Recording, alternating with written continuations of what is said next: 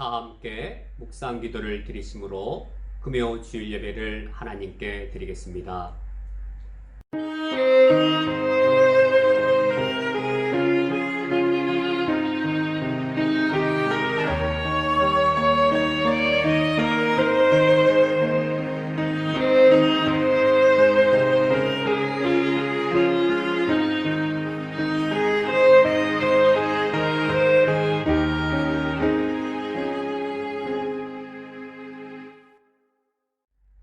그리스도께서 하나님 곧 우리 아버지의 뜻을 따라 이 악한 세대에서 우리를 건지시려고 우리 죄를 대속하기 위하여 자기 몸을 주셨으니 영광이 그에게 세세토록 있을지어다. 아멘.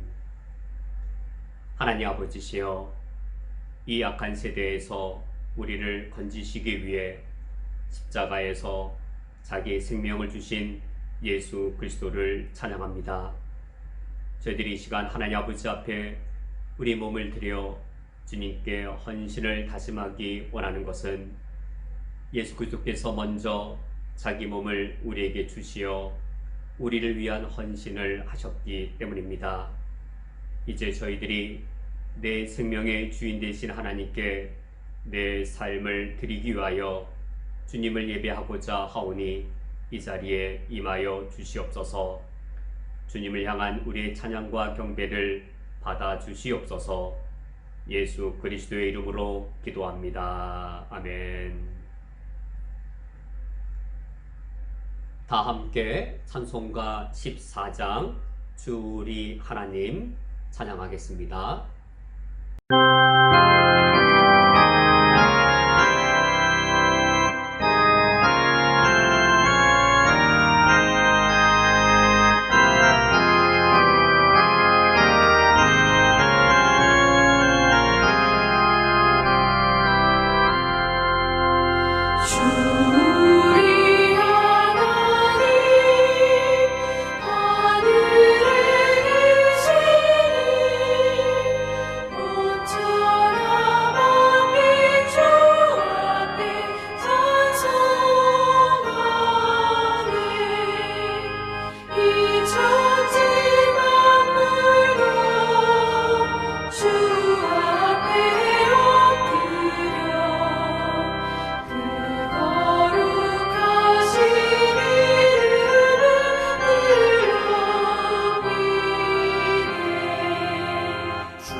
언약하신 너 끝까지 지키니 저 하늘나라 향하여 곧 가리라. 주 얼굴 배울 때 내 마음이 기쁘고 영원히 주의 영광을 찬양하리. 왕의 왕 되신 주 하늘에 계시니 이 세상 죄악에 계신 구주 예수 저 천군 천사들 주 옹리하고서 무성도 함께 영원히 늘 섬기네.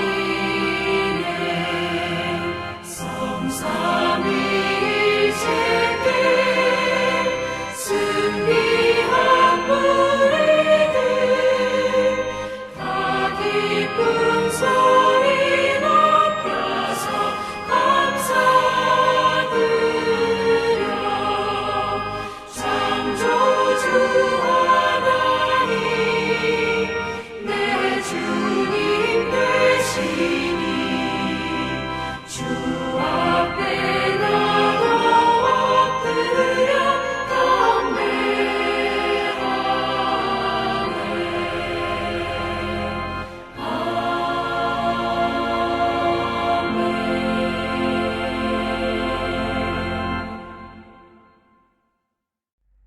다 함께 우리의 죄를 고백하기 위하여 요한일서 2장 1절과 2절의 말씀을 합독하겠습니다.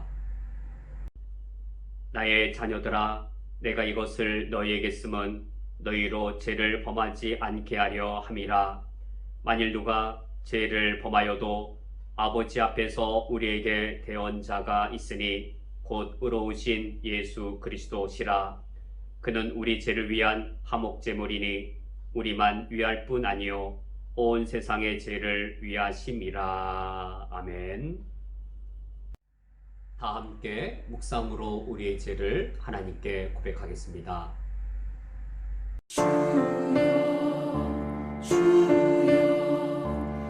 우리를 불쌍히 여기소서. 그리스도여 그리스도여 우리를 불쌍히 여기소서. 주여 주여 우리를 불쌍히 여기소서.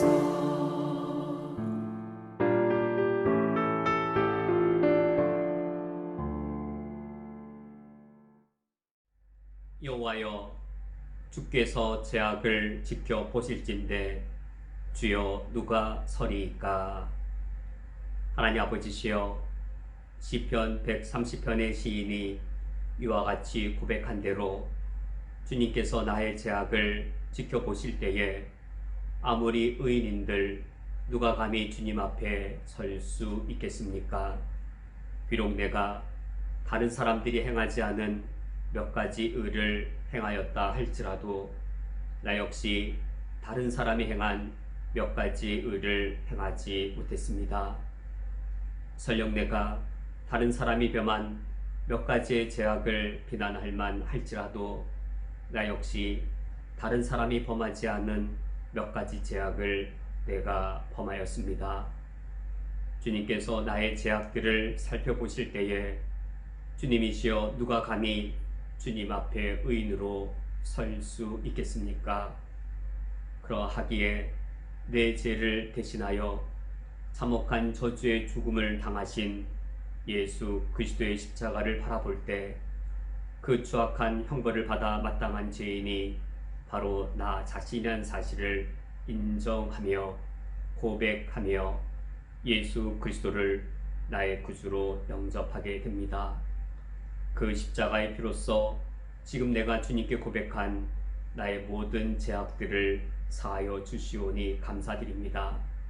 이제 이후로 죄로부터 벗어나며 죄를 이길 힘을 성령의 거룩하게 하신 능력으로 덧입게 해 주옵소서. 그리하여 나를 예수 그리스도의 피로 의인으로 삼으셨사오니 의인된 삶을 살아갈 수 있도록 성령의 은총을 내리어 주시옵소서. 예수 그리스도의 이름으로 기도합니다. 아멘. 다 함께 성시교독 하겠습니다.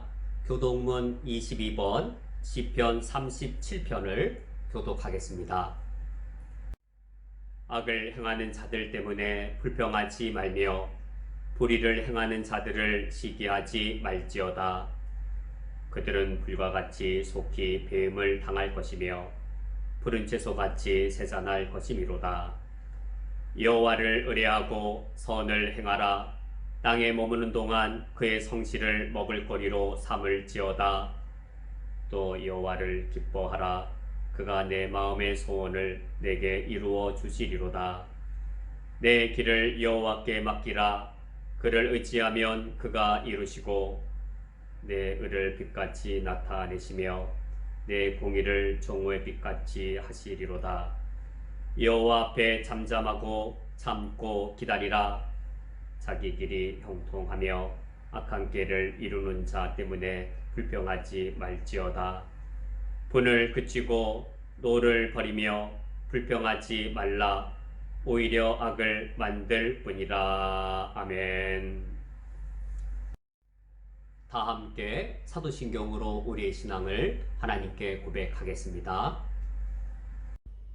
전능하사 전지를 만드신 하나님 아버지를 내가 믿사오며 그 외아들 우리 주 예수 그리스도를 믿사오니 이는 성령으로 잉태하사 동정녀 마리아에게 나시고 본디오 빌라도에게 고난을 받으사 십자가에 못 박혀 죽으시고 장사한 지 사흘 만에 죽은 자 가운데에서 다시 살아나시며 하늘에 오르사 전능하신 하나님 우편에 앉아 계시다가 저리로서 산자와 죽은 자를 심판하러 오시리라. 성령을 믿사오며 거룩한 공예와 성도가 서로 교통하는 것과 죄를 사하여 주시는 것과 몸이 다시 사는 것과 영원히 사는 것을 믿사옵나이다. 아멘. 다 함께 찬송가 321장 날 대속하신 예수께 찬양하겠습니다.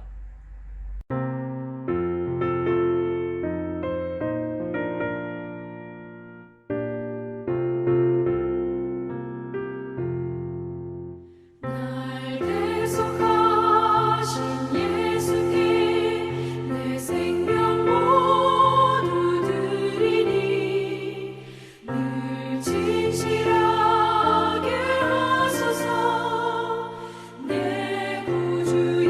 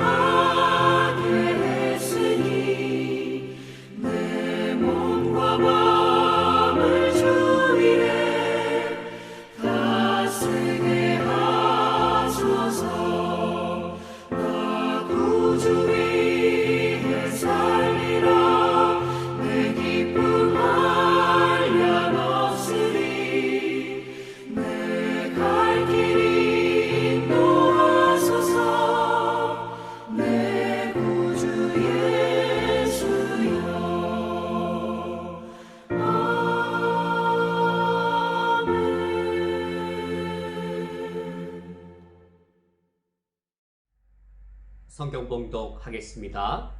오늘 성경 말씀은 신약 성경 고린도후서 8장 1절부터 5절까지의 말씀입니다. 오늘 성경 말씀을 제가 봉독해 드리겠습니다. 형제들아, 하나님께서 마게도냐 교회들에게 주신 은혜를 우리가 너희에게 알리노니, 환난의 많은 시련 가운데에서 그들의 넘치는 기쁨과 극심한 가난이 그들의 풍성한 연보를 넘치도록 하게 하였느니라. 내가 증언하노니 그들이 힘대로 할 뿐 아니라 힘에 지나도록 자원하여 이 은혜와 성도 섬기는 일에 참여함에 대하여 우리에게 간절히 구하니, 우리가 바라던 것뿐 아니라 그들이 먼저 자신을 죽게 드리고 또 하나님의 뜻을 따라 우리에게 주었도다. 아멘. 다 함께 기도하고 말씀을 듣겠습니다. 하나님 아버지시여, 우리 그리스도인들에게는 하나님을 섬기는 일이 가장 큰 기쁨입니다. 그러나 저희들이 율법적인 잘못된 사고에 매여 있을 때에는 하나님을 섬기기 위하여 시간을 들이거나 헌금을 드리는 일이 매우 무거운 멍해가 될 때가 있습니다. 오늘 하나님께서 우리에게 주님의 말씀을 통하여 나의 하나님이 어떤 분이신지를 더욱더 바르게 깨달아 알게 해 주옵소서. 주님께서 우리에게 무거운 멍해를 율법적으로 짐지으시는 분이 아님을 저희들이 분명히 깨달아 알게 해 주옵소서. 그러나 하나님의 우리에게 선사하신 자유를 빙자하여 나의 무책임함과 나의 나태함과 나의 불성실함을 정당화하는 오류에 빠지지 않을 수 있도록 하나님께서 함께 나를 진리 가운데로 올바른 균형을 잡힌 분별력을 갖출 수 있도록 인도하여 주옵소서. 예수 그리스도의 이름으로 기도합니다. 아멘. 우리가 성경을 읽어볼 때에 신약 성경 안에서뿐만 아니라 구약 성경 안에서도 우리 하나님께서 많은 분량의 헌금을 칭찬하시는 것을 발견할 수 없습니다. 하나님께서 이 백성들에게 헌금을 더 많이 해라, 더 많은 분량의 헌금을 드려라 라고 요구하시거나, 또 주님께 헌금을 드릴 때 그것을 율법적인 무거운 멍해로 이제 우리에게 강요하시고 하나님 섬기는 일을 무거운 짐이 되도록 이 율법적으로 요구하시는 것을 우리는 신약 시대뿐만 아니라 구약 시대에서도 발견할 수 없습니다. 오히려 우리가 구약 성경을 읽어보더라도 많은 분량의 헌금을 드린다고 해서 하나님이 기뻐하시는 것이 아니라 오히려 하나님께서 많은 분량의 헌금을 책망하시고, 그리고 그들을 향하여 하나님이 매우 분노하시는 모습을 오히려 발견할 수 있습니다. 이를테면 이사야서 1장 10절 말씀에 이스라엘 백성들 향해 이렇게 부릅니다. 너희 소돔의 관원들아. 그러니까 이 이사야 1장 10절은 정말로 소돔의 사람들을 말하는 것이 아니고 이 당시 이스라엘의 백성들이 얼마나 제약된 삶을 살았는지 비유적으로 소돔의 관원들아 라고 부르는 겁니다. 그러면서 11절 말씀에 여호와께서 말씀하시되 너희의 무수한 재물이 내게 무엇이 유익하뇨?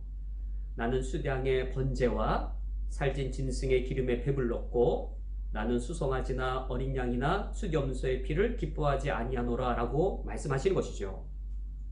하나님께서 너희의 무수한 재물이 내게 무엇이 유익하뇨? 우리가 하나님께 우리 신앙 고백 형태로 헌금을 주님께 드리는데 우리 하나님께 정말 돈이 필요하기 때문에 우리가 하나님께 돈을 드리는 것이겠는지요? 만약 하나님께 돈이 없으면 주님이 당신의 일을 할 수 없기 때문에 주님을 도와드리기 위해 우리가 헌금을 주님께 드리는 것이겠는지요? 돈이 많다면 우리가 많을까요? 하나님이 많을까요? 하나님은 전혀 돈이 필요하지 않으신 분입니다. 헌금에 그 돈이 필요한 그 대상은 하나님이 아니고 바로 우리 쿠웨이트 한인연합교회, 바로 우리가 돈이 필요한 것이지, 우리가 헌금을 드리는 신앙 고백의 형태로 드리는 하나님께 이 헌금의 돈이 필요한 것이 아닙니다. 주님께서 분명히 11절 말씀에 무수한 재물이 내게 무엇이 유익하뇨? 그 자체가 재정적으로 하나님께 유익을 끼치는 것이 아닌 것이지요. 오히려 하나님께서 이 11절 말씀에 수량의 번제, 살찐 진심의 기름 배불렀다고 하나님의 배가 부를 정도로 많은 헌금을 드린 것에 대해 책망하고 계시면서 나는 수송아지나 어린 양이나 수대없는 피를 기뻐하지 아니한다라고 하나님께서 말씀하고 계십니다.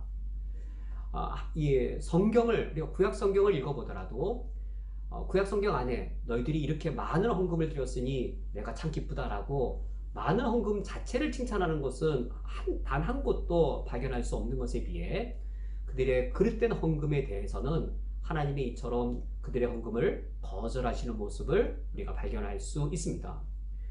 13절 말씀을 보면 헛된 재물을 가져오지 말라. 이때 헛된 재물이란 많은 분량의 그 재물인 겁니다.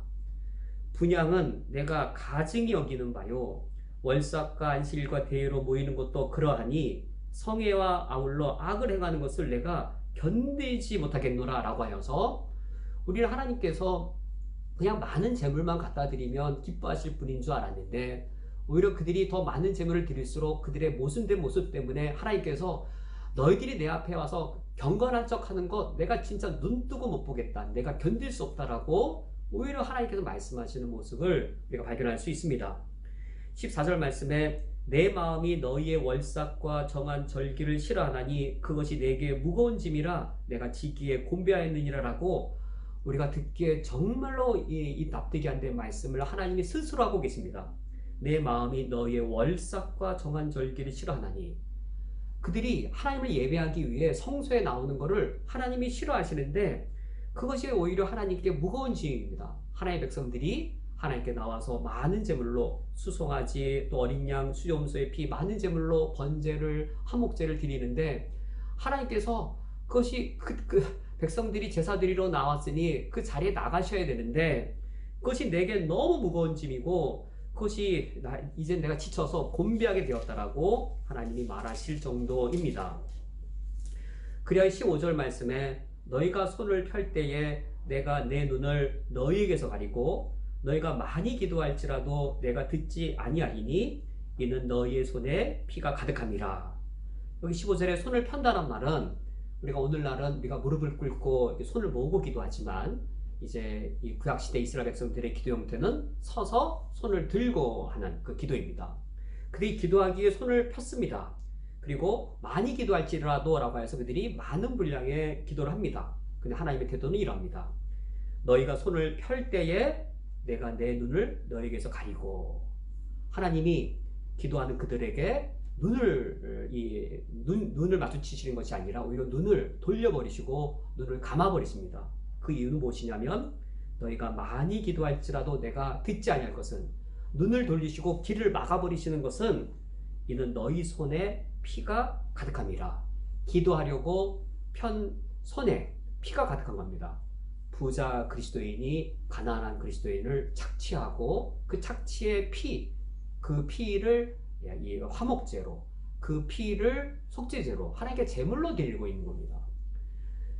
높은 정치인 그리스도인이 이 사회적 신분이 낮은 그런 사람을 착취하고 억압해서 뇌물을 받고 그 돈을 가지고 하나님께 11조를 드리고 그래서 하나님께 기도드리는 그 손에 그 약한 자의 피가 있는 겁니다. 하나님께서 그런 헌금을 받으실 때 이건 너무 내가 지쳤고 곤비하고 내가 너희들이 기도할 때 눈을 감아서 너희들 손을 보고 싶지 않고 너희들이 기도하는 음성 내가 귀를 막아서 듣고 싶지 않다라고 말씀하시면서 헛된 재물을 가져오지 말라라고 오히려 많은 분량의 재물을 책망하십니다. 그러시면서 16절 말씀에 너희는 스스로 씻으며 스스로 깨끗하게 하여 내 목전에서 너희 악한 행실을 버리며 행악을 그치고 17절 말씀에 선행을 배우며 정의를 구하며 학대받는 자를 도와주며 고아를 위하여 신원하며 과부를 위하여 변호하라 하셨느니라 라고 말씀하셔서 하나님께서 우리에게 원하시는 그 이 안식일날 구약시대의 경우 하나님 아버지 앞에 나와 손을 펴고 기도하면서 화목제로 속죄제로 제물을 드릴 때 하나님이 원하시는 제물은 예배자 자신이 이와 같이 스스로 우리를 정결케 해서 이제 정의를 배우고 선을 행하고 학대받는 자를 도와주는 그런 자신들이 되고 고아를 위해 신원하고 과부를 위해 번호해주는 그런 삶을 살고 왔을 그 우리들 자체가 하나님께 드려지는 제물이 되기를 원하신다라고 이사야 선지자가 많은 제물을 드리는 이스라엘 백성들 책망하는 모습을 우리가 볼 수 있습니다. 우리가 성경을 읽어볼 때에 성경 그 어디에서도 많은 분량의 헌금 자체를 칭찬하거나 그것을 명령하신 적은 없습니다.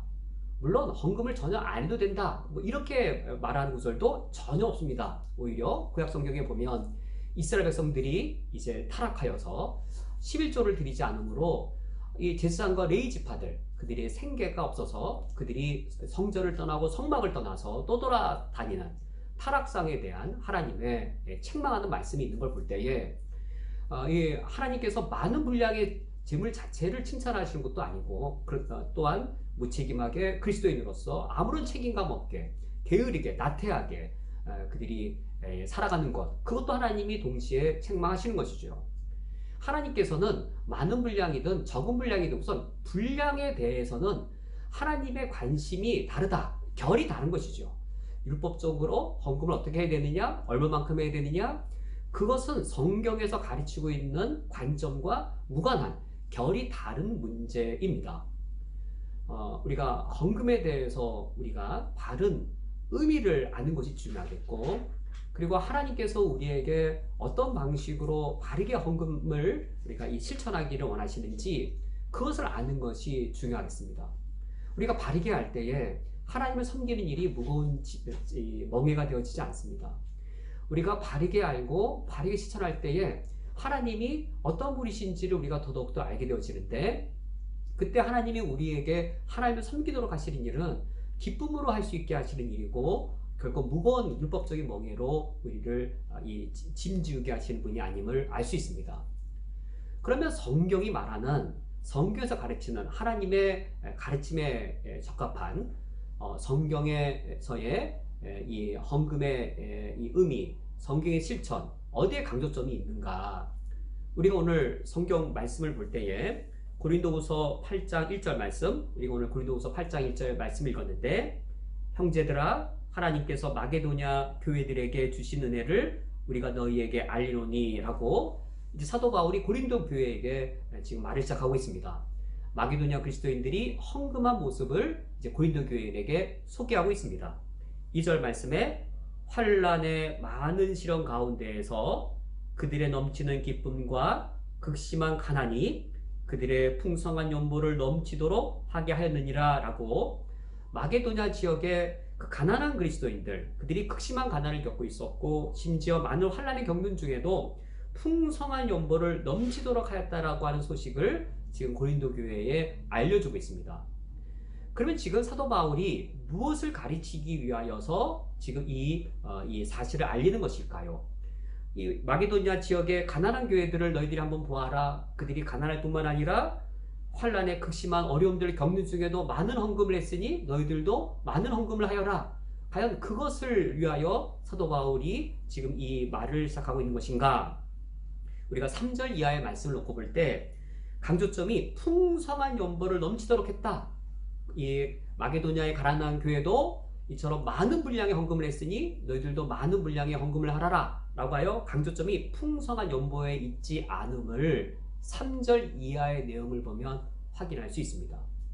성경의 강조점은 신약 성경이든 구약 성경이든 풍성한 연보 여기에 초점이 있지 않습니다. 어디에 있는가? 3절, 4절, 5절에서 우리는 세 가지를 알 수 있습니다. 첫 번째로 3절 말씀 내가 증언하노니 3절 이하에 사도 바울이 증언한다는 말이 이제 중요한 것이죠. 이 소식을 알리는 첫 번째는 이겁니다. 그들이 힘대로 할 뿐 아니라 힘에 지나도록 자원하여 라고 하여서 사도 바울의 강조점은 힘대로 하였고 자원하여 하였다.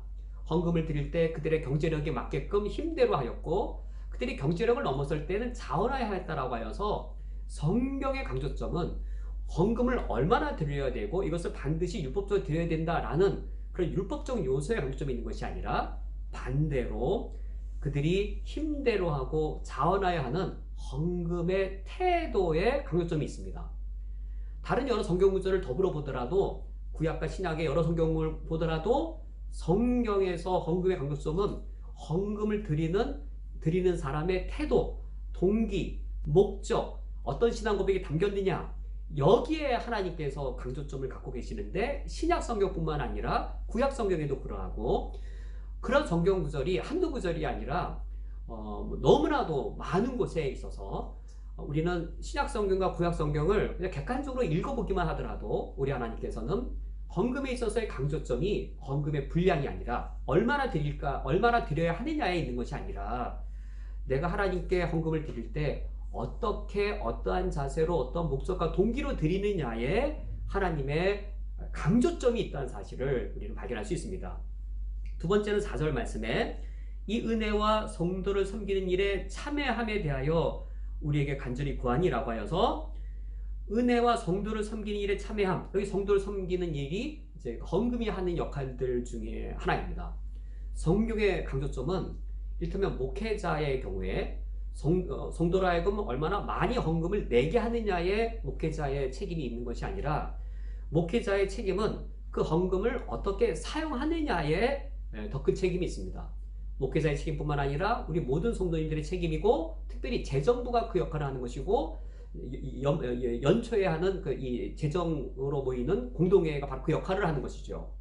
하나님의 관심사는 어떻게, 얼마나 많이 헌금을 내게 하느냐에 성경의 강조점이 있지 않습니다. 우리가 성경을 읽어보면 어느 액수가 모아졌든, 뭐 1000KD가 모아졌든 10,000KD가 모아졌든, 하나님께 드려진 이 정해진 재정을 어떠한 목적으로, 어떠한 사역에 어떻게 사용할 것인가, 바르게 사용하고 있는가, 성도를 섬기는 일에 바르게 사용하고 있는가, 가난하고 그리고 어려운 이웃을 섬기는 것에 사용하고 있는가, 이렇게 바르게 사용하는 것에 성경에 두 번째 관심이 있음을 신약 성경에서뿐만 아니라 구약 성경에도, 성경 전체를 통하여 우리가 발견할 수 있습니다.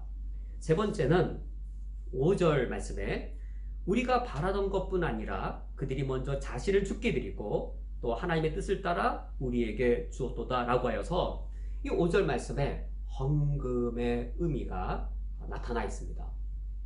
마게도냐 그리스도인들이 하나님 아버지 앞에 헌금을 드릴 때 힘대로 헌금을 드렸고, 그리고 힘이 지나도록 많은 분량을 드릴 땐 자원하여 하나님께 헌금을 드렸습니다. 헌금, 한자 그대로는 뭐죠? 헌금, 금을 드리는 것, 돈을 드리는 것입니다. 그런데 8절 말씀에 우리가 바라던 것뿐 아니라 그들이 먼저 자신을 드리고, 자신, 그리고 드리고 헌신인 것이죠. 먼저 자신을 죽게 드리고 또 하나님의 뜻을 따라 우리에게 주었도다. 헌신을 하여서 헌금을 드린 것이었습니다. 이것이 성경에서 말하는 헌금의 의미이고, 하나님이 우리에게 원하시는 바입니다.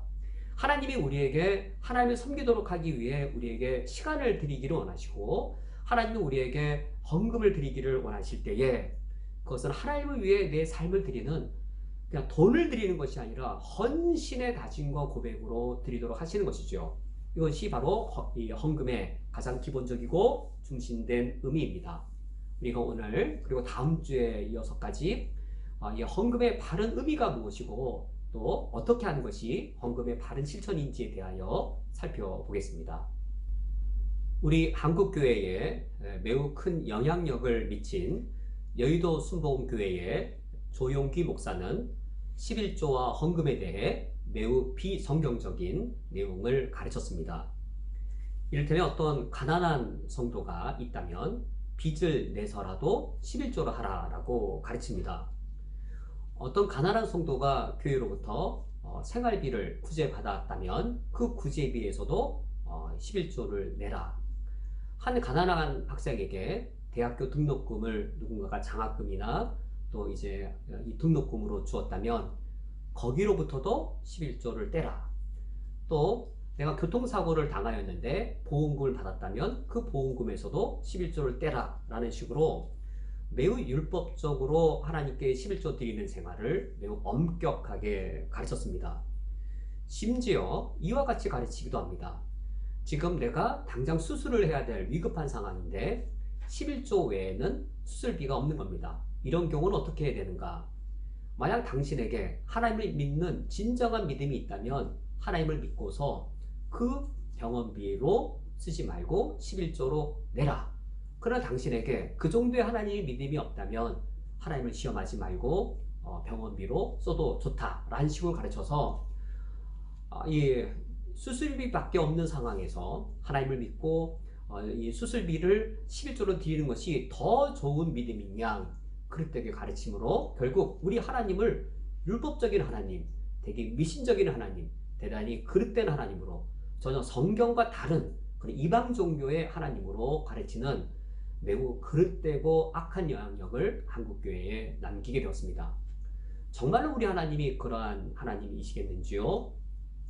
우리는 오늘 고린도후서 8장 중에서 우리가 읽은 본문 중에 3절 말씀을 중심으로 살펴보고자 하는데 3절 말씀에 내가 증언하노니 그들이 힘대로 할 뿐 아니라 힘에 지나도록 자원하여 라고 하여서 성경의 관심은 얼마나 철저하게 내느냐 또 얼마나 많은 분량을 내느냐가 아니라 하나님께 헌금을 드리는 그 사람, 헌금을 드리는 사람의 내면의 자세와 동기에 하나님의 관심이 있음을 신약성경에서도 가르치고 있습니다. 두 가지가 언급되지요. 힘대로 할 뿐만 아니라 자원하여 라고 되어 있습니다. 여기 힘대로 하라라는 이 말씀의 의미는 나의 경제력을 따져보아서 내 경제력에 맞도록 하나님께 헌금을 하라라는 의미인 것이죠. 그래야만 자원하는 마음이 가능한 것이겠죠. 그런데 힘에 지나도록 자원하여라고 하여서 힘에 지나도록 하는 것도 할 수 있다. 내 경제력을 넘어서서 하더라도 하나님께서 그걸 굳이 금하지는 않으시는 거죠. 힘에 지나도록 하라라고 하나님이 강조하시거나 그거를 더 장려하시는 게 아니고 하나님의 기본적인 원칙은 하나님 우리가 바라시는 것은 자녀들이 자신의 경제력에 맞게 이제 하나님 섬기기를 자녀가 부모 섬길 때 자녀가 부자도 있고 가난한 자녀가 있는데 자기 경제력에 맞게 하는 걸 부모가 가장 원하지 그냥 가난한 자녀가 부유한 자녀 맞게 힘이 지나도록 하면 부모가 그게 기쁘겠는지요. 그래서 하나님의 기본적 원칙은 힘대로 하는 것인데 힘에 지나도록 한다라고 하면 그건 역시 자원하는 것이어야 하는 것 하나님 이와 같이 규정을 주시고 계십니다. 힘대로 하고 그리고 자원하여 하는 것 이것이 하나님이 우리에게 원하시고 요구하시는 기준입니다.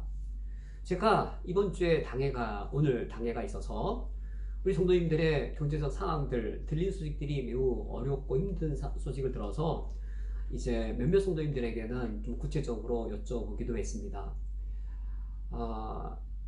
사업하시는 모든 분들은 다 힘들다라고 말씀드리면 정확합니다. 한 분도 빠짐없이 사업하시는 성도님들은 모두 다 힘드시고 그렇다고 하여 직장 다니는 성도님들은 다 안전한가?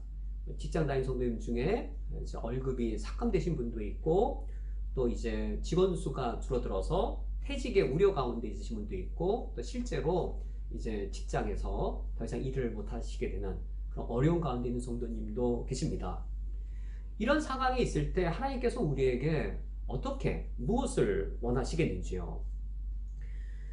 힘대로 하나님 아버지 앞에 헌금을 드리라는 이 말씀은 고린도후서 신약성경만의 말씀이 아니고 구약시대도 이미 그러합니다. 우리가 율법시대라고 여기는 구약시대에 가서 보더라도 하나님은 동일하게 요구하시는데 신명기 16장 10절 말씀에 내 하나님 여호와 앞에 77절을 지키되 내 하나님 여호와께서 내게 복을 주신 대로 내 힘을 헤아려 라고 되어 있습니다.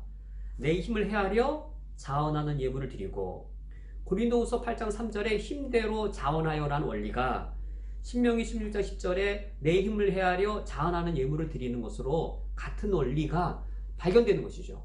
신약의 이 헌금의 원리가 구약에도 마찬가지입니다.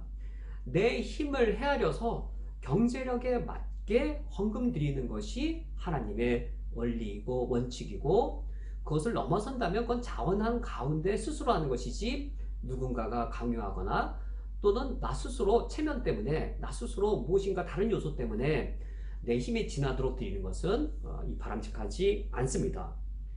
에스라서 2장 68절과 69절 말씀을 보면 에스라서 2장 68절을 보면 이제 성전을 건축할 상황이 되었습니다. 이제 건축을 하려고 예물을 드리는, 근데 기쁘게 드리는 상황인데 69절 말씀에 힘 잘하는 대로 공사하는 금고에 드리니 라고 하여서 이 69절에 힘 잘하는 대로란 이 구절의 의미도 그들이 자신의 경제력으로 할 수 있는 만큼 그 힘에 따라서인 것이죠.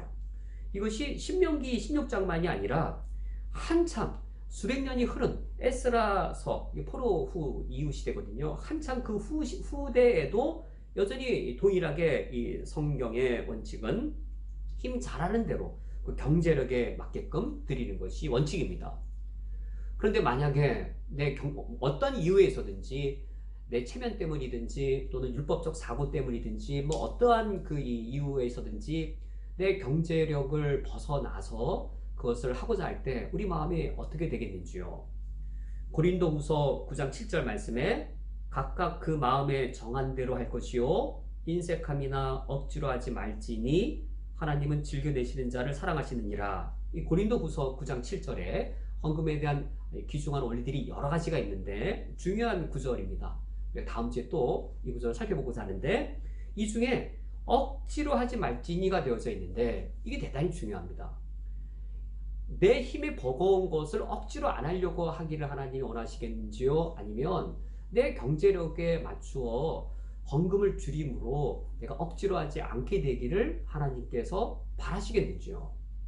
우리의 경제력이나 상황이 바뀌어서 내가 예전보다 더 어려운 상황이거나 또 예전보다 더 많은 어떤 이 필요나 이 피수치가 늘어나서 나의 가용 가능한 예산이 줄어들었을 때에 내 경제력을 맞추어서 헌금 액수를 줄임으로 하나님 아버지 앞에 내가 억지로 하나님께 드리는 것이 아니라 하나님은 즐겨내시는 자를 사랑하시느니라. 하나님 아버지 앞에 즐거운 마음으로 드리는 것이 하나님이 바라시는 태도인 것이죠.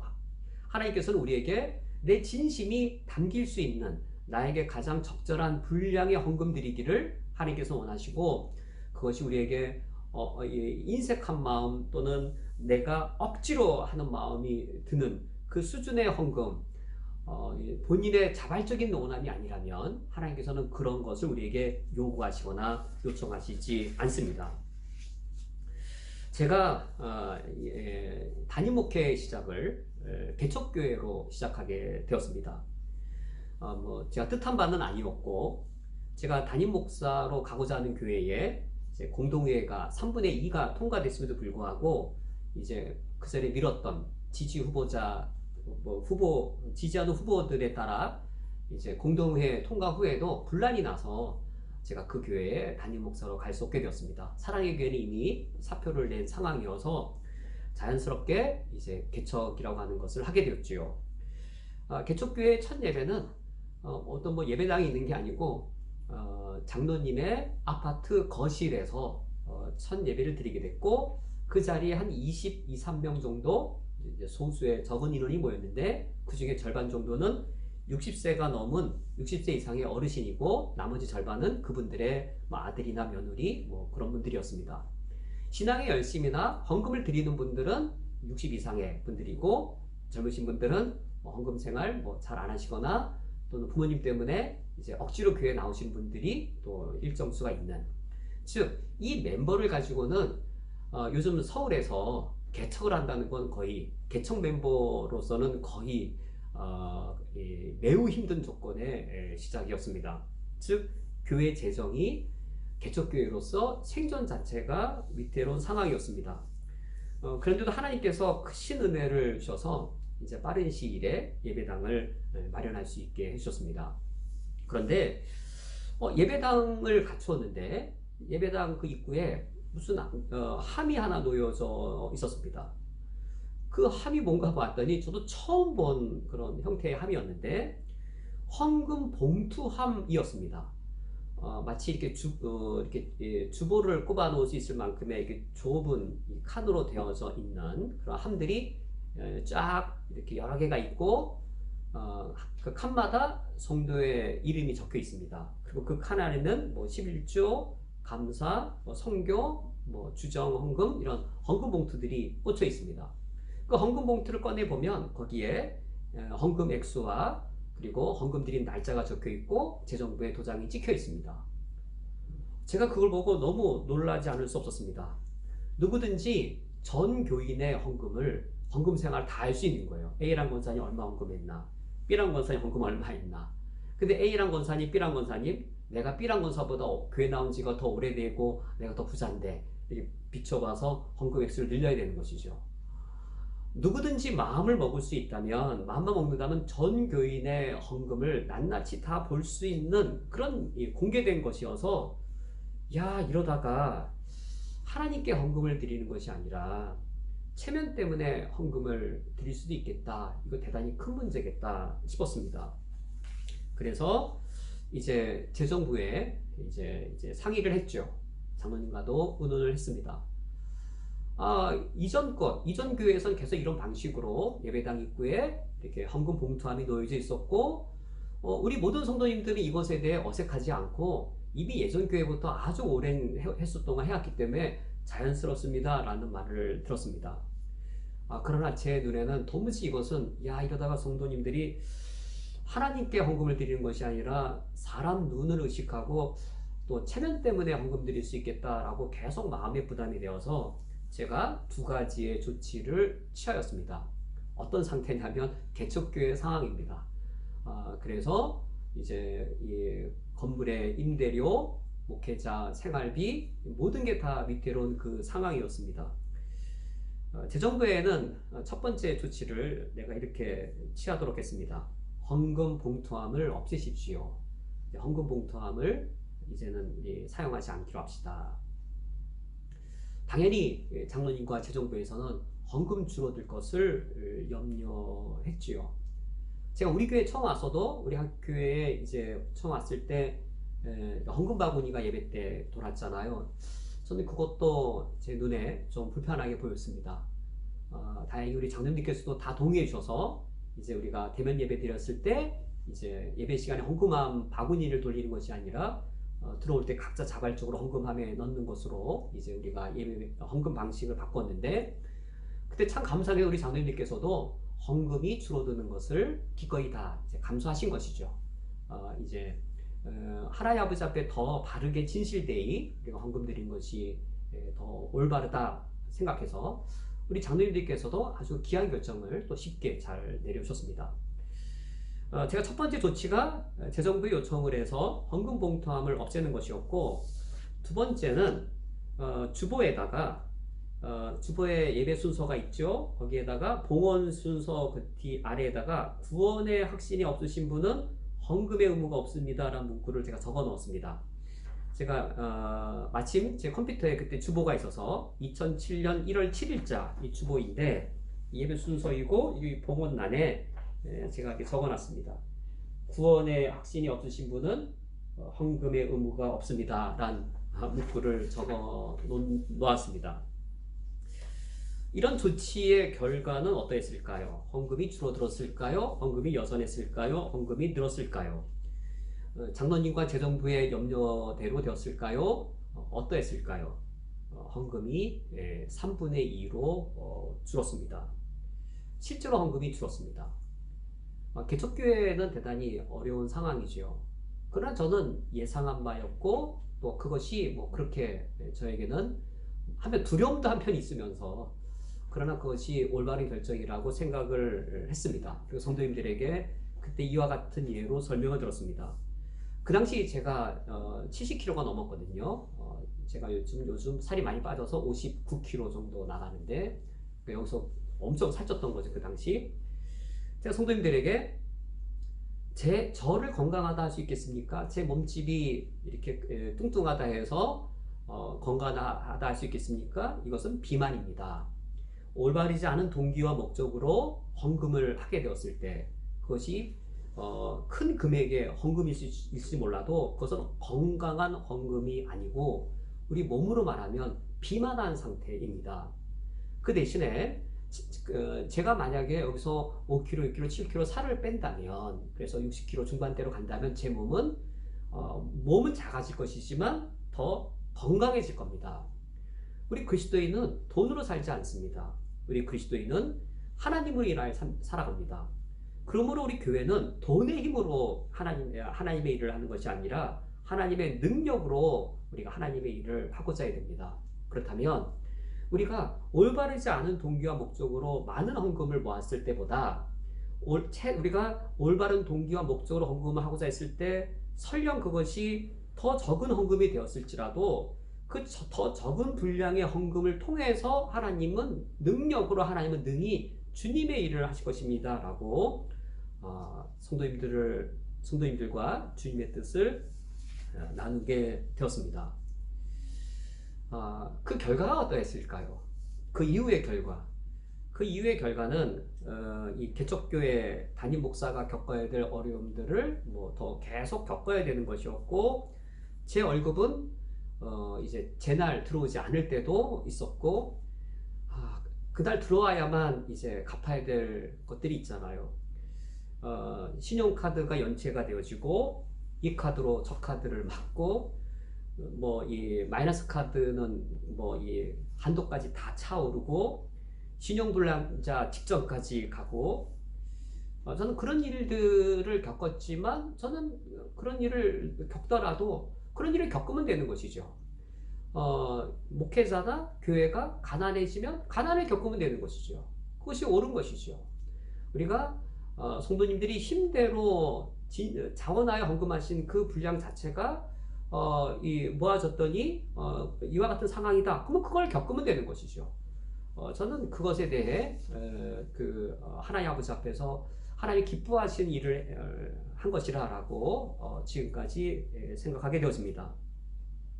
물론 이제 2년 3년이 지났을 때의 결과는 좋았습니다. 그 작은 개척교회가, 더군다나 거기는 창신동, 한국에서 가장 가난한 산동네에 가난한 분들이 모여 사시는 그런 교회였는데, 교인 수가 늘어도 다 이제 그 가난한 분들이 있는 것이죠. 그런데 2년 만에 그 당시 상당히 결국 적지 아니한 규모의 그 돈으로 예배당을 매입했습니다. 기적입니다. 저는 그 기적을 지금도 이해가 안 됩니다. 왜 기적이냐면, 저는 지금도 어느 성도님이 얼마를 하셨는지를 모릅니다. 흔히 말하는 이제 교회를 건축하고자 할 때 작정헌금이라고 하는 걸 하지요. 근데 우리가 장로님께서도 목사님, 그래도 우리가 계약을 하고 하려면 윤곽은 나와야 되니까 이제 무기명으로 나는 얼마 하겠다라는 거를 이렇게 써서 내고 총액을 보고 목사님 결정하시죠라고 해서 각자 적어냈는데 이름을 적지 않았기 때문에 누가 얼마인지를 모르는 거예요. 그러니까 이름으로 내가 만약에 얼마 있으면 작정한 후에 책임을 져야 되는데 이름 없이 적어냈기 때문에 본인이 나중에 안 하더라도 모르는 거죠.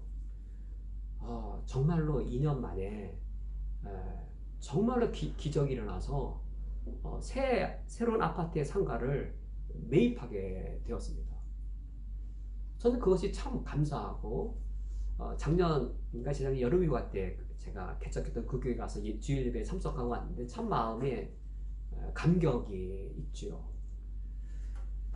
또 이제 한 성도님이, 한 집사님께서 이제 새로 자기가 처음 그 교회에 오셨을 날을 이야기해 주시더라고요. 그러니까 성도로 오셨다가 나중에 집사님이 되셨는데 처음 왔을 때 이야기를 하시는 거예요. 바로 이 주보 이야기를 하시는 거예요. 예배에 앉으려고 왔는데 그 주보가 두툼하고 설교문구가 다 적혀있는 그런 주보인데, 거기에 구원의 확신이 없으신 분은 헌금의 의무가 없습니다라는 문구를 자기가 보고 나 구원의 확신이 있는데 그럼 헌금 내야지 라고 본인이 헌금을 냈다라고 하시더라고요. 저는 이런 방법을 쓰면 헌금을 합니다 이런 걸 말씀드리려고 하는 것이 아니라, 하나님이 우리에게 원하시는 것은 헌금을 드릴 때의 내 마음의 동기와 하나님을 향한 우리의 마음 자체를 주님이 원하시는 것이지요.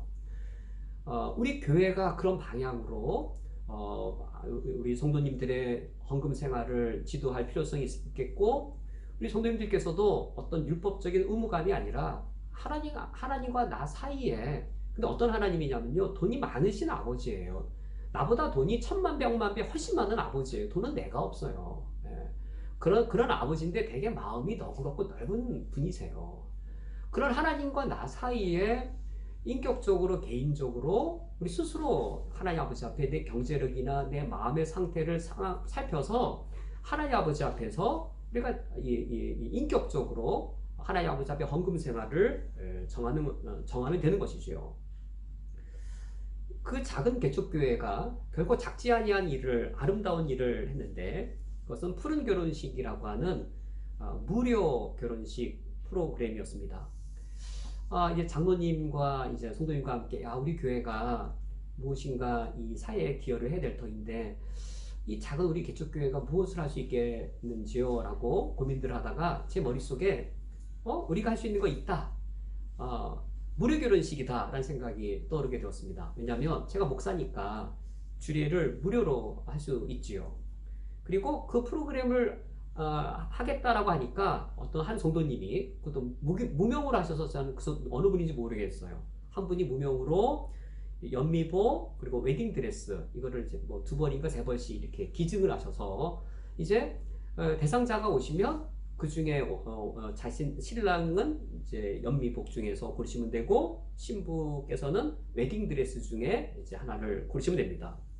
무료 결혼식인데 사실혼 관계에 있는 분들, 그래서 이제 우리가 사실혼 관계인가 확인할 수 없기 때문에 우리가 직접 대상을 정하는 것이 아니라 창신동 동사무소를 통해서 이제 대상자를 확인받고 그래서 종로구 소식지에까지 이 프로그램이 소개가 되었습니다.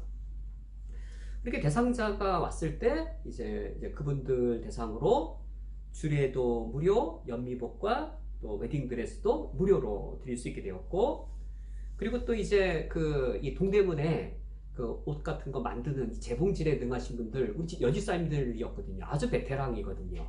그러면 이제 옷 피팅이라고 하나요? 피팅?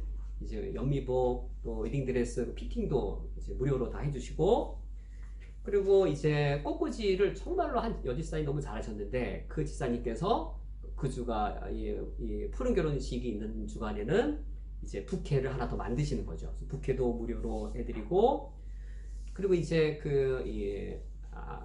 주일학교 어린아이가 이제 화동이 되어서 이제 꽃을 들고 입장하고 교인들이 하객으로 앉아 있어서 그 결혼식이 외롭지 않도록 하고, 그리고 예배가 끝난 다음에는 우리 교회가 그분에게 잔치국수까지 무료로 베풀었습니다. 베풀었다는 표현보다 그냥 우리가 해야 될 역할들을 감당했습니다. 그러면서 저랑 2번, 3번 만나셔야 되는데 신랑 신부가 제가 이제 말씀드린 바는 이거였습니다. 우리 교회에서 이처럼 무료 결혼식을 하셨다고 하여서 우리 교회를 나오실 필요는 전혀 없습니다. 우리 교회를 나오라고 이렇게 해드린 거 전혀 아닙니다. 이렇게 해드리는 이유는 이겁니다. 우리 교회가 우리나라로부터 종교의 그 특권으로 우리가 이 건물을 살 때에도 면세 혜택을 누렸고, 저는 목사이기 때문에 세금의 면세 혜택을 누리고 있습니다. 이것은 곧 우리 사회가 교회를 바라볼 때 공익성이 있다라고 여겨서 이와 같이 저는 세금을 내지 않고 우리 교회도 건물 사면서 부가가치세 여러 가지 이렇게 면세받는 여러 가지 것들이 있는데, 이제 우리 사회가 교회에 대하여 공공성이 있다라고 여겨서 이와 같은 혜택을 우리가 누린 거기 때문에 그 일환으로 하는 겁니다. 공공도서관에 가실 때 무료로 들어가실 때 편하게 들어가시고 공공도서관 편하게 사용하고 나오시는 것처럼 우리가 해드리는 이 모든 것들은 그냥 편하게 그냥 내 집처럼 와서 이것들을 누리시면 그러면 충분하겠습니다. 불편한 것이 있으면 말씀해 주시고 우리가 최선을 다해서 그날 가장 축복된 날이 되도록 하려 합니다 라고 이제 말씀을 드렸습니다. 작은 교회가 하기에는 상당히 결코 규모나 행사가 작은 일이 아닌데, 그 작은 개척교회가 이 일들을 제가 있는 동안 수차례에 걸쳐서 행할 수 있었습니다. 제가 돌아볼 때에 그러한 성도님과 교회의 신앙 성장의 한 엔진과 또 같은 역할이 과연 무엇이었을까? 저는 이것이라 생각되었습니다. 헌금의 의미를 우리가 바르게 알고 바르게 실천하는 겁니다. 헌금의 의미를 그릇되게 알아서 더 많은 헌금을 한다 한들 개인의 신앙과 교회가 건강해질까? 또는 어떤 생각인지 몰라도 경제력이 풍부한데도 불구하고 전연금 생활을 안 한다면 그것도 바람직할까? 두 경우 다 아닌 것이죠. 우리가 하나님을 인격적으로 균형 있게 바르게 알아가면서 헌금의 바른 의미와 그리고 바른 실천을 할 때 그것은 무거운 멍해가 되지 않을 겁니다. 만약에 나에게 무거운 멍해가 된다라면 무거운 멍해가 되지 않는 만큼 하나님과 내 앞에서 내 힘대로 내가 억지로 안니할 수 있는 것만큼 하나님 아버지 앞에서 내 스스로 정하면 됩니다. 과부의 두 랩돈을 크다라고 말씀하시는 돈이 많으신 우리 아버지입니다. 중요한 것은 거기에 나의 신앙 고백이 얼마나 담기느냐가 더 중요한 것이겠지요. 이제 오늘 말씀을 기억하시면서 두 가지의 기도 제목으로 우리가 다짐의 기도를 드리고자 합니다. 첫 번째는 헌금을 드려야 한다라는 율법적인 부담감으로 헌금을 드리는 것이 아니라 이사야 1장 16절 17절의 헌신의 거룩한 부담감으로 기꺼이 헌금을 드리게 하옵소서. 우리가 헌금을 드릴 때 율법적인 부담감이 아니라 거룩한 삶을 살아야 할 거룩한 부담감으로 기꺼이 헌금 생활을 하게 하옵소서. 제가 이사야 1장 16절 17절 말씀을 다시 한번 읽어드릴 때 이 말씀을 기억하면서 오늘 함께 기도하기 원합니다. 16절 17절 말씀에 너희는 스스로 씻으며 스스로 깨끗하게 하여 내 목전에서 너희의 악한 행실을 버리며 행악을 그치고 선행을 배우며 정의를 구하며 학대받는 자를 도와주며 고아를 위하여 신원하며 과부를 위하여 변호하라 하셨느니라. 헌금의 부담감보다 이 헌신의 부담감이 더 큰데 하나님이 이거를 원하시는 겁니다. 우리가 헌금을 드릴 때는 이런 헌신의 각오로 드리는 것이지요. 두 번째 다짐의 기도는 나의 경제력에 맞도록 헌금의 분량을 각자 스스로 정하여 자원하여 헌금 생활을 하게 하여 주옵소서. 이상의 두 가지 기도 제목과 그 밖에 각자 도전받은 말씀을 가지고 이 시간 합심하여 기도하겠습니다.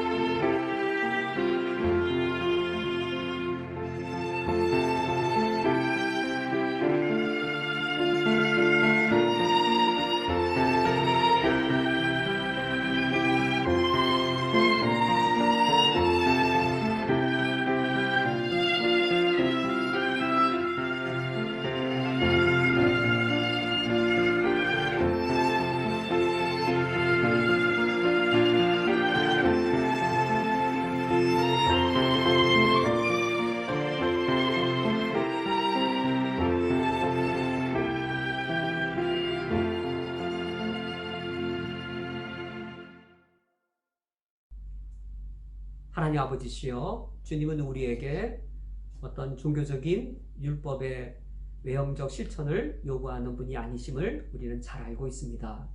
많은 분량의 제물을 요구하는 이방신과 같은 하나님이 아닌 것을 우리는 이미 잘 알고 있습니다. 하나님께서는 나의 아버지이셔서 우리가 바른 아들로, 바른 딸로, 바른 가치관과 윤리의식을 갖춘 주의 자녀답게 자라기를 바라시고, 그리고 바른 삶을 실천하기를 원하시는 것 우리가 이미 잘 알고 있습니다. 어떤 부모가 자녀에게 그저 많은 돈을 바라겠는지요? 부모라면 자녀가 돈을 바르게 알고 돈을 바르게 쓸 줄 알기를 원할 터이온데, 아버지이신 하나님께서는 자녀인 우리에게 어찌 그것을 더더욱더 바라시지 않으시겠는지요? 저희들이 종교의 율법적 사고를 넘어서게 하여 주시되 하나님의 인격과 성품을 알므로 율법에 매이지 않게 하여 주시옵고, 그렇다고 하여 하나님의 자유를 우리가 방종의 기회로 삼아서 게으른 신앙생활하는 자, 무조건 돈을 아까워하는 자, 돈에 얽매인 자가 되지 않게 하여 주시며, 우리가 헌신의 거룩한 부담감을 가짐으로 헌금 생활이 헌신에 대한 귀한 신앙 고백의 기회로 삼게 해주심으로 우리가 헌금 생활을 통하여 하나님 아버지 앞에 더욱더 바른 하나님의 아들과 딸로 자라고 성장하게 해 주옵소서. 예수 그리스도의 이름으로 기도합니다. 아멘. 다 함께 찬송가 543장 어려운 일 당할 때 찬양하시면서 하나님께 봉헌하겠습니다.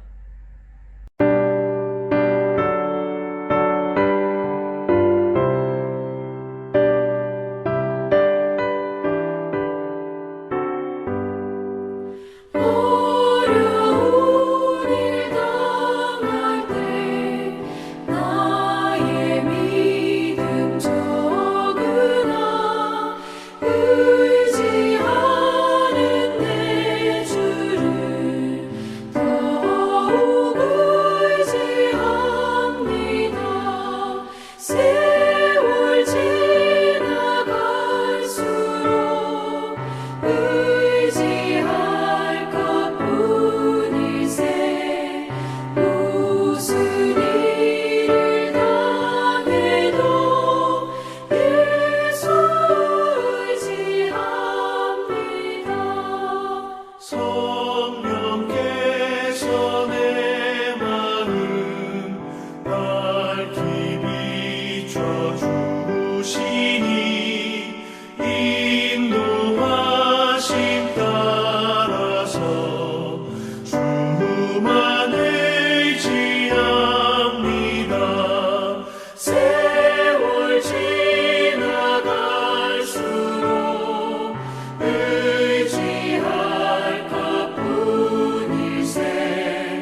무슨 일을 당해도 예수 의지합니다. 밝을 때의 노래와 어두울 때의 기도로 위태할 때 도움을 주께 간구합니다. 세월 지나갈수록 의지할 것뿐일세. 무슨 일을 당해도 예수 의지합니다. 생명이 있을 동안에 예수 의지합니다. 천국 올라가도록 의지할 것뿐일세. 세월 지나갈수록 의지할 것뿐일세. 무슨 일을 당해도 예수 의지합니다. 다 함께 드려진 예물을 위하여 기도하겠습니다. 하나님 아버지시여, 주님이 나의 주인이신 것을 고백하며 내가 주님의 소유된 것을 기뻐하며 이 예물을 드리오니 받아 주시옵소서. 성부 하나님께서는 나의 창조주가 되시기에 나는 주님의 피조물이며 주님은 나의 주인이 되십니다.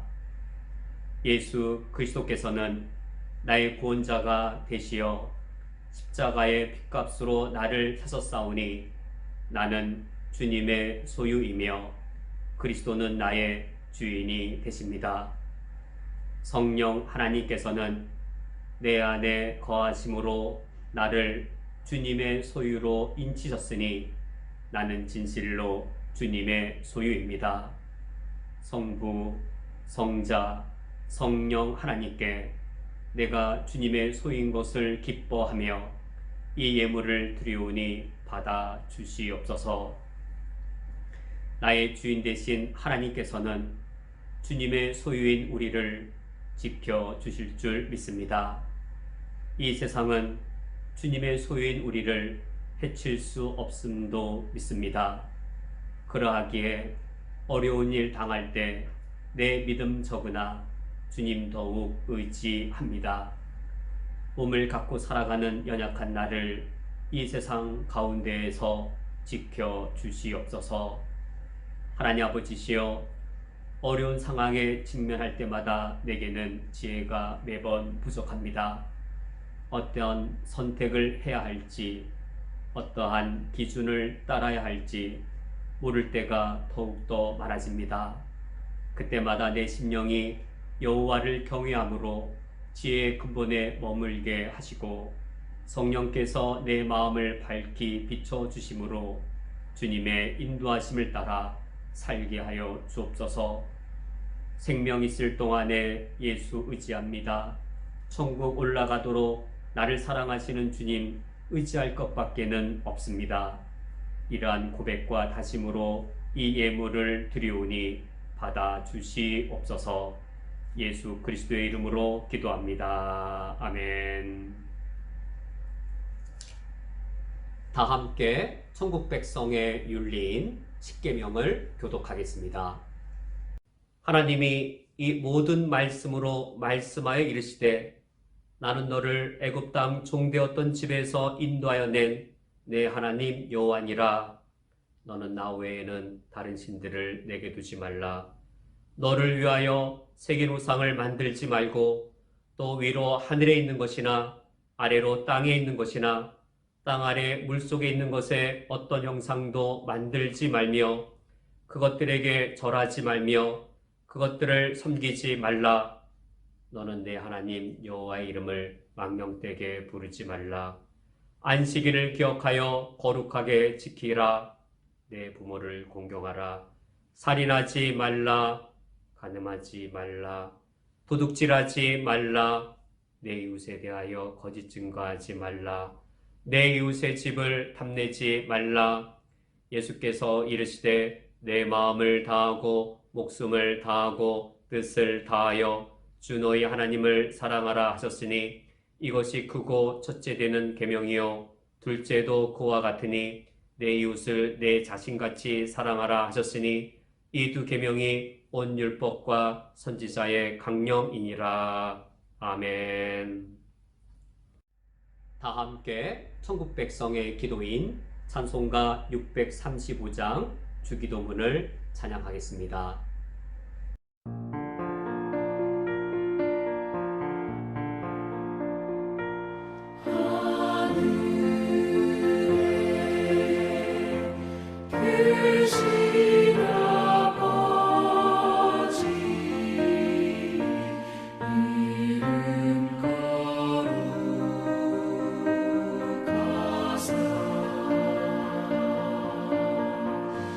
주님 나라 일하시고 뜻이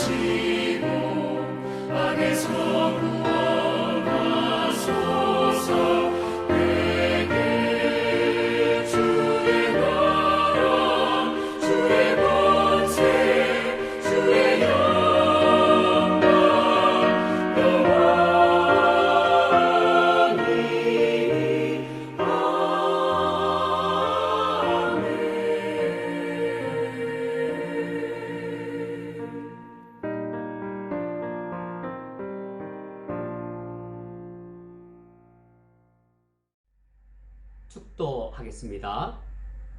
지금은 우리 주 예수 그리스도의 은혜와 하나님 아버지의 무한하신 사랑하심과 성령 하나님의 역사하심이 이제 새 생명을 누린 이후에 하나님께 헌신된 삶을 살 것을 다짐하는 쿠웨이트 한인연합교회 위에 각 처소에서 주를 경배하는 모든 주의 권속들 위에 영원토록 함께 있을지어다. 아멘.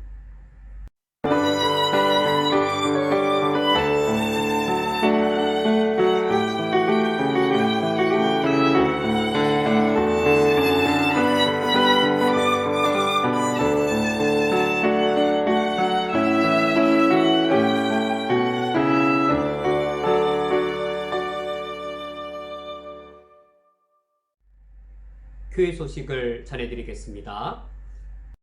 예배 안내입니다. 8월까지는 금요 주일 예배만 인터넷으로 진행되며 일요 저녁 예배와 새벽 기도는 9월에 다시 시작됩니다. 주일학교 어린이부의 예배 영상이 밴드와 카톡을 통하여 배포됩니다.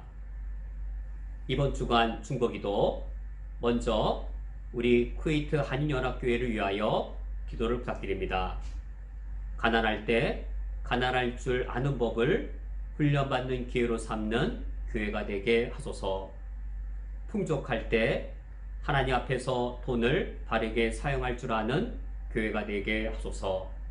소비할 때 먹을 것과 입을 것이 있은즉 족한 줄로 아는 교회가 되게 하소서. 우리 교회의 교우들을 위하여 기도를 부탁드립니다. 8월 이후에 한국과 쿠웨이트를 오가는 길에 평탄함과 안전한 길을 지키어 주옵소서.